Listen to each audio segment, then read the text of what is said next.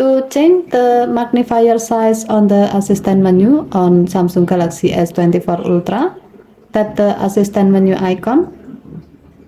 Swipe the menu screen to the left or right to find cursor or magnification.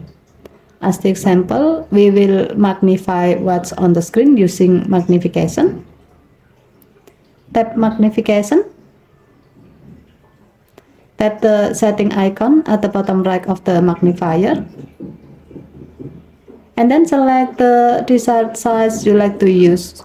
There are 3 sizes available: small, medium, and large.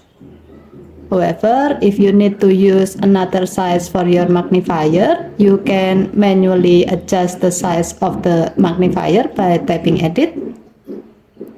And then drag from one of corner of the magnifier until you find the right size. Tap the blue check mark on the magnifier to apply the change. Now you are ready to use the magnifier to magnify what's on the screen. Okay, thank you for watching. Please help to like and subscribe. Have a nice day.